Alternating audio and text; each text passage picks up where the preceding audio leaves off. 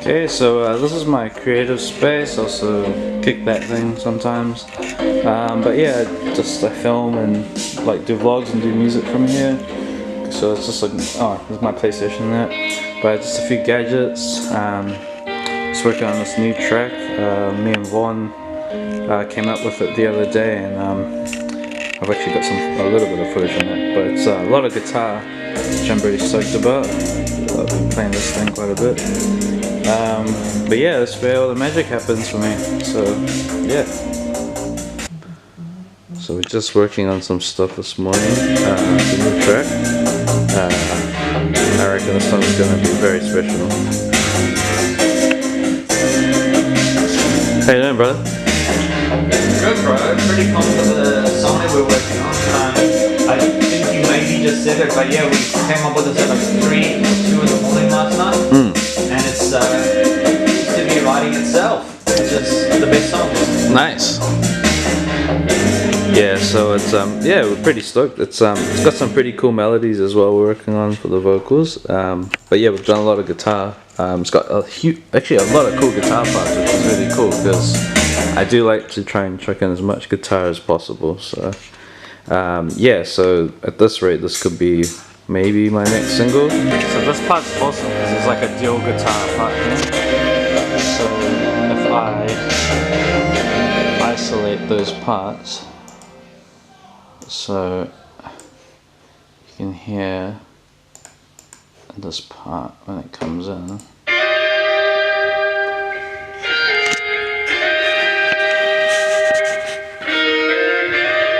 A bit of homage to my old Sinfura days, just playing more lead guitar bits. Hey guys, welcome back to my vlog. So it's been a little bit of a break between my last one and this one. Basically last week I released my first EP for my upcoming EP. So the track's called Say Something. It's on Spotify, iTunes, Google Play, like anything. So I basically, a little backstory of the track, I wrote it about almost 2 years ago. At a friend's house, wrote it with a little MIDI keyboard on Cubase, and then I took the track idea, so I bounced it, took it home, rewrote it on Logic, and tracked everything, and just had a rough demo. And so I played it to people, they liked the track, but you know, as a musician, usually what you hear is the finished thing, but obviously it's not what the listener's gonna hear, you know? It's just this is my vision. You kind of, it's most musicians are like that. So or songwriters anyway. So I got some help from my friend Vaughn, who's based here. So he used to be in my old band, the Casino Riot, aka Sinfura. He's my old lead guitarist, and he's just a really good mate of mine. He's like a bro to me, and we got together, and he's actually an artist himself. He's a singer and songwriter and producer. So we've just decided, you know, we're gonna help each other succeed and collaborate as much as possible. And he's just super talented, man. This dude knows. See, with me, I tend to just focus more on the songwriting and the skeleton of the song, but there's so many things you can do in production and with these programs that it's not that I haven't invested time into it. Part of it's that, but part of it is also, it's like a compromise of what my skills are. You know, everyone's got their strengths and weaknesses, and fortunately Vaughn is really good at isolating different samples and just picking up on little sounds, you know, like he's always constantly learning things and applying them and teaching me as well. So I've been very fortunate to have him help me, and so he added some new elements to the track in pre-production before I sent it to a guy who's based in Sydney. And this guy actually, he works with Sony artists. He's one of their engineers. You may be hearing my stomach. That's because I had too much cheese today, so sorry about that. Sorry about that. I heard it anyway. But anyway, so this producer, he basically enhanced everything, compressed, added cool effects to the vocals, just things that we'd done, but he'd done it at a level that, I mean, it's his job, you know. He works for signed artists and all these, you know, like upcoming and big names and stuff. So I instantly heard the change in the different versions he was sending to me. So I was like, man, this is pretty crazy. And he changed little things, but for the most part, the song stayed the same. It was just better, you know. but in terms of the structure and a lot of the beat stuff was the same, but just with better samples and just swapping things, little sounds around or whatever. And the track's out now. Reception's been great. Just reached like 1,000 hits on Facebook. Just views on. I put the track as a video, and just everyone's been really cool and supportive. So I really appreciate that. And if you've listened to the track and you enjoyed it, I'm really stoked that you do, and just stoked that you guys are listening. And I just want to write music that everyone can enjoy, and I just want to do it in a way that doesn't need to compromise my own morals, and like a lot of trap music and stuff these days. I like a lot of the new music, but I just think lyrically, there's not many people just like, especially guys that are trying to sing about just love and like life and stuff in the same way. I mean, it's always got to have like, I'm 30 years old, man. I'm not some young kid with like that's got colorful hair and all that kind of stuff. I'm a everyday person, and I just so happen to have an ability to write music and play instruments and stuff. So I just want to write music for everybody, not just a particular scene or crowd or whatever. So, and having said that, in my next few tracks, you're going to hear a little bit more of other influences. I actually just co-wrote a track Vaughn helped me come up with a track that I believe is going to be one of my best songs ever. It's where we already had tracks in line to be the next single, and we met up this weekend. He came over to my house and in my studio space or whatever, and we had a jam, and we were watching TV and just watching a few shows, and then around midnight we're like, let's have a quick jam before we go to sleep. 3 hours later we came up with a whole new song, and I've nearly finished all the lyrics, but I got the melodies and stuff and the chorus, and they're already done. So I believe this track's gonna be a big one. I'm really proud of what we've come up with, and Vaughn and I just looked at each other and was like, man, this is good. It just happens that way. Some of the best stuff usually happens when you least expect it, and you're just kind of riding a wave of momentum and also just creative energy, And so we were bouncing off each other some ideas, and I got on the guitar and just started with this riff, and then we just went crazy after this. So I'm really excited about that. So just want to talk about the music briefly before I talk about anything else. I'm really lucky in my life. Like I have a good family life. My wife's been awesome. She's always really supportive of me, and her family's really cool. My family's, really cool as well, and supporting me from New Zealand. If I, just to have all these cool people in my life, and then hear them like saying, they like my track, or they're replaying it over and over, it means a lot to me, man. I'm just like everyone else. So, and that I don't want anyone to think that I think I'm any different, because I don't. I just think I'm just lucky that I've got this ability. So I hope I can write more tracks and just put stuff out there for you guys all to enjoy. So thank you very much for listening to the track. If you have, and if you enjoyed it, thanks even more. And if you don't, either way, I'm just glad you invested the time. So I'm very humbled by all of that. Other than that, just briefly touching on my usual topics. Attack on Titan anime, so we're up to episode 3. I think 4 will be out tonight or tomorrow morning. And it's cool. It's all just explaining more the backstory of Historia, and right now it's like an internal struggle between the Survey Corps and the the royal troops and all that sort of thing.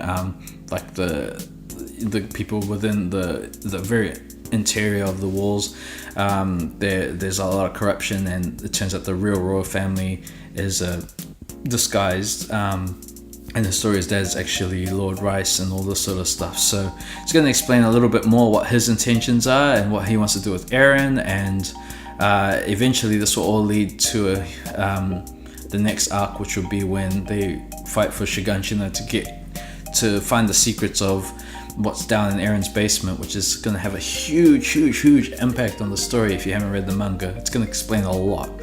But in the manga, which just released a chapter this week, a lot of unanswered questions, a lot of backstory stuff, just what's been going on, how everyone's got into where they are, and it's looking very dark and bleak for Eren, sort of, but I think there'll be a huge payoff. But it looks like there's a plan to come and destroy Paradise Island, and in that time Reiner has decided that he and the Aldean forces are going to go over to Paradise and try and stop Eren in that. But I have a funny feeling that they're going to join forces when they find out the truth of Reiner knows, but he's also mad at Eren for killing people and turning into a bit of a monster. But it goes both ways. This is karma for what they did. Either way, they were all trapped. So the manga is really exciting. I wish more people would read the manga, because I couldn't wait, man. The anime is way behind. Some news about the Dragon Ball Super movie and a few things. Firstly, actually, this isn't really. There's about forms that are going to be in the new movie. So Vegeta's going to have Super Saiyan Red, or original Super Saiyan God form, which is cool because we've never seen it before, and it was in the manga. Unfortunately, it's not really confirmed whether his Blue Evolution form will be in there, and that's because it's an anime-only form, just like the Trunks Super Saiyan Rage form. In the manga, he didn't actually achieve anything like this. It was just, I guess the studio have a different pressure to try and get ratings and other things, so who knows why they make these calls. Maybe they tried to make it more logical. How would Trunks be able to fight on the same level as Goku Black and Vegeta and Goku Blue, Super Saiyan Blue forms? So they gave him that form, whereas in the manga, Trunks was more of a backseat, but he had a different role. And I guess for the Tournament of Power, Vegeta needed to be on the same power level as like the Kaioken Super Saiyan Blue Goku, so they just invented this form for him. So it's not confirmed whether that's going to be in the movie. It's not even confirmed whether Ultra Instinct. I think Ultra Instinct will be at the very, very end, and it will be what will end Broly, to be honest. That's what I think. So on to combat sports stuff. So watched the last UFC. I watched the main event, the co-main event. So Henry Cejudo beat DJ, and it's a pretty awesome fight, back and forth. But both men actually had some sort of weird foot stuff go down. So Henry kind of looked like he almost twisted his ankle in the fight in the earlier round, but he came back all good. But it turned out DJ actually broke his foot, and you could tell he was slow and just not as eager to finish the fight. But if there was anyone that could beat DJ, it would be this version of Henry Cejudo. But yeah, I think he even knew, at the end of the fight, he was he didn't seem bothered by losing the belt. This is DJ, but I feel he knows he could probably come back and whip Henry's ass. So we'll see if that happens. But I think it's good for the division. Freshen it up. Henry's a very confident guy, well-spoken guy. And you can tell he's got good morals and all that sort of stuff. And he's kind of he reminds me of he's not as pretty obviously, but he's kind of like an Oscar De La Hoya kind of thing. He's a kind of likable guy, and he's an Olympian champion as well. But he's just got a bit more charisma that might mix things up. And plus, it kind of opens the division up for more contenders to have a fresher fight. As long as it's not Joseph Benavidez, he always loses to these guys. So. He's up there, but he's just not going to be the champ. I don't know why I had to say that. That's a bit of a dig. Sorry, Joseph. Anyway, in the main event, TJ just... Cody fights too much with his emotion and... emotions, and he just... You could just tell he just fighting with that style of reckless abandon against a guy who's a calculated striker, and just more well-versed in all aspects, TJ had the open mind to go and train with all these other guys, and he still does. Apparently he goes to different camps all the time and learns different things. He trains with Lomachenko and stuff as well, so his boxing is up there. His his boxing is great, his kickboxing, and he's got Kyokushin skills that he's learned from Dwayne Ludwig, so he can kick, man. And he knocked Cody out easier than the first time. So I think that, obviously that's ended that rivalry, and I honestly think he needs to fight Dominic one more time, because he lost the last time, and you can't do MMA math. Just because Cody beat Dominic doesn't mean he can beat Dominic. It's fight styles make fights, and everybody's got like their own sort of strategy against a different person, and it's just a matter of whether that strategy will be well executed when you're at that championship level. So I think that's most logical. I know he's got some sort of Twitter beef with Gervonta Davis, in the boxing thing, but I don't know. I wouldn't be surprised. TJ seems like a very cocky and, well, he's confident, but I don't know. He's something about him. I don't vibe with him very well, like as a fan. But anyway, but there's some exciting fights coming. Nate Diaz is back. He's gonna be fighting Dustin Poirier in Madison Square Garden. I know Tyron Woodley's taking on Darren Till, which is very interesting. Darren Till's not a welterweight. He's freaking gigantic. He's a middleweight going into light heavyweight territory, but there's not much going on in welterweight, so it makes sense in that sense, I guess. I know the obvious one, Conor versus Khabib, that's going to be in Vegas at the end of the year, I think. And I've got Conor. I'm a fan of Khabib. He's our first Muslim champion, which is awesome. But I think Conor could probably knock him out. I think they'll come up with a strategy. They'll probably get in his head a bit. But I mean, if not, the most logical thing is that Khabib will just ragdoll him and beat the shit out of him. That's what would make logical sense. But Conor's not your most predictable fighter, obviously, and he has knockout power. You look at the stats. Obviously a higher percentage of knockouts go to Conor, and more of a submission-based finishing rate would be for Khabib, or TKO based on submitting to strikes or getting ground and pounded would be for Khabib. So it's really about how Conor's going to defend the takedowns and really just fight that grinding ground and pound wrestling style of Khabib. If he can find a way to neutralize that and get it done within the first 2 rounds, he's got a knockout chance of winning. I think he can knock him out, but it's all a matter of if he can avoid getting taken down and mushed, because that's where Khabib will. If he can get Conor down early, he can really gas him out. We all know that Conor's got a small gas tank, so yeah, it'll be very, very interesting. I'm really excited about that. But anyway, that's me really about the fight sports stuff.